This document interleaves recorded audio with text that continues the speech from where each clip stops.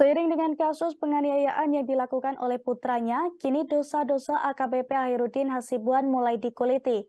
Baru-baru ini juga terungkap bahwa pejabat Polda Sumut tersebut juga pernah gebuki tukang parkir tua pada tahun 2017 silam. Di mana saat itu AKBP Ahirudin Hasibuan masih menjabat sebagai Kasat Narkoba Polresta Deli Serdang dan menyandang pangkat Kompol atau Komisaris Polisi. Dilansir dari tribunmedan.com, identitas tukang parkir tersebut diketahui bernama Najirman 64 tahun. Saat itu ia digebuki AKBP Ahirudin Hasibuan saat bekerja di satu restoran yang berada di Jalan Haji Adam Malik Medan.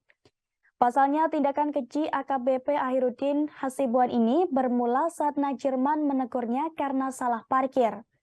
Atas kejadian ini, Najirman dikabarkan sempat melaporkan kasus ini ke polisi.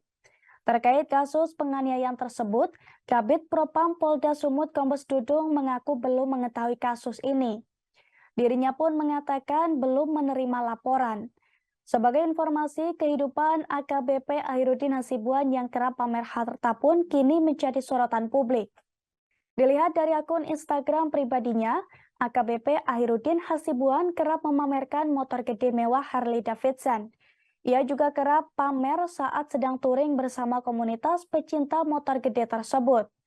Akibatnya, kini Indonesia Police Watch atau IPW meminta Kapolda Sumut Irjen RZ Panca Putra Simanjuntak untuk memeriksa sumber kekayaan AKBP Ahirudin Hasibuan. Diketahui sebelumnya, Ahirudin pernah menjabat sebagai Kasat Narkoba di Polresta Deli Serdang. Kemudian terakhir kali sebelum dicopot baru-baru ini, ia menjabat sebagai Kabag Bin Ops Direktorat Reserse Narkoba Polda Sumut.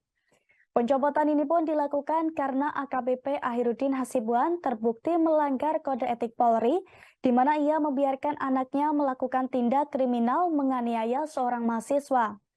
Selain dicopot dari jabatan, AKBP Ahirudin juga dijatuhi sanksi berupa penempatan khusus dalam tahanan.